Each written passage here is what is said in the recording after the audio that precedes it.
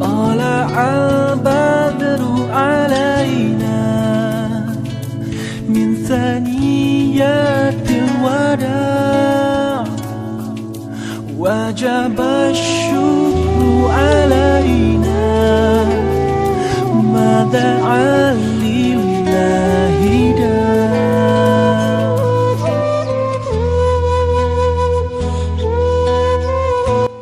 Assalamualaikum warahmatullahi wabarakatuh. Hai sobat-sobat, kembali lagi dengan saya di channel Nakhlah IDN Official. Saya doakan semoga sobat-sobat selalu dalam lindungan Allah Subhanahu wa taala. Kali ini kita ingin membahas tentang kota Thaif. Seperti yang kita ketahui, Thaif adalah salah satu sejarah yang sangat-sangat luar biasa yang harus kita ketahui bersama. Pesona kota Thaif yang indah dan sejuk membuat semua orang yang melaksanakan haji ataupun umroh ingin berkunjung ke lokasi tersebut. Kota yang dikenal memiliki sejarah perjuangan syiar Nabi Muhammad SAW ini berada di antara pegunungan Asir dan pegunungan Al-Hada.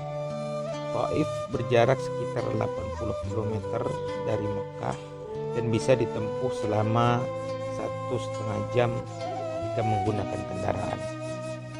Selain dikenal dengan keindahan dan kesejukan alamnya, kota Thaif juga menyimpan sejarah perkembangan penyebaran agama Islam dan sejarah kehidupan Rasulullah SAW. Di kota inilah Rasulullah SAW pertama kali mendapatkan tantangan, cemoohan, pengusiran, bahkan sempat dilempari batu oleh kabilah Thaqif, kabilah terbesar di kota Thaif tersebut.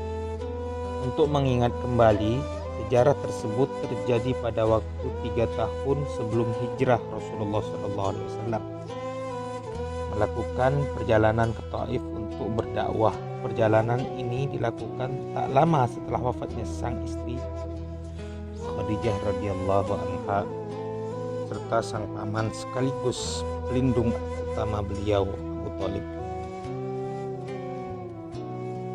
Rasulullah SAW tinggal di Thaif selama 10 hari untuk melakukan dakwah sekaligus meminta perlindungan.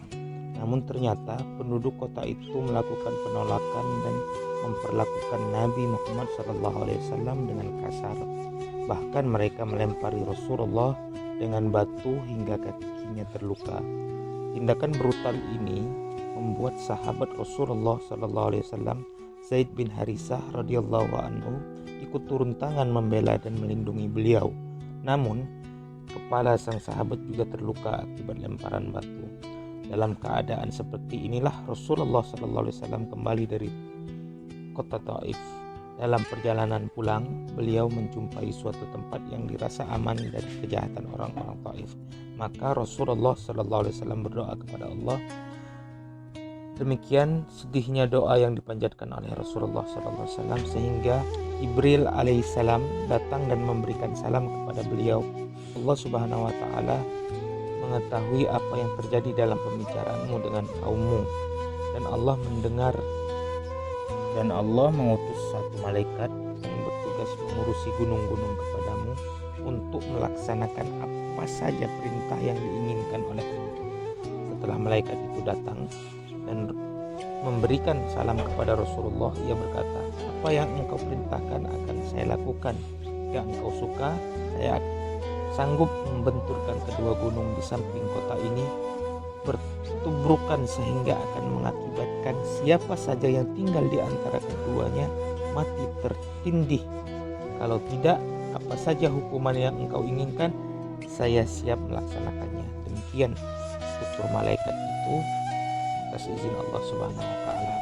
Mendengar pernyataan malaikat penunggu gunung itu, Rasulullah pun berkata, tidak usah, aku malah berharap mudah-mudahan Allah Subhanahu wa taala berkenan memunculkan dari kalangan mereka sendiri seorang yang akan menyembah Allah dan tidak menyekutukannya dengan sesuatu apapun.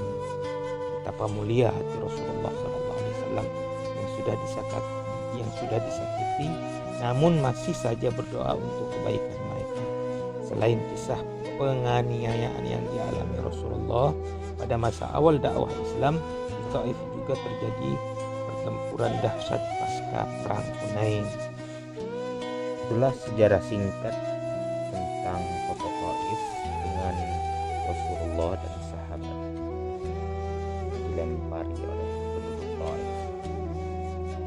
Selain hawa sejuk di Taif, satu hal yang membuat kota Taif kian membuat para jamaah penasaran adalah keberadaan pohon-pohon zakum, pohon langka yang namanya tercantum dalam Al-Quran. Pohon ini memiliki duri yang tajam dan besar. Pohon ini juga merupakan jenis pohon langka yang tak tumbuh di Indonesia ataupun di negara lain.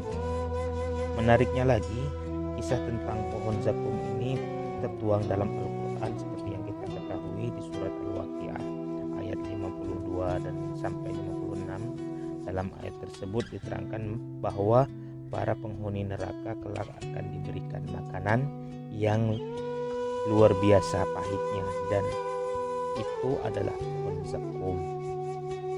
Kemudian di Taif juga meninggalkan sejarah yang perlu kita kunjungi, yaitu tempat-tempat di mana Rasulullah dulu dilempari oleh para kaumnya sendiri, yaitu kaum Sakif, dan tempat itu sampai saat ini diabadikan oleh pemerintah Saudi. Siapapun yang umroh atau haji bisa berkunjung, terbuka di kota Taif.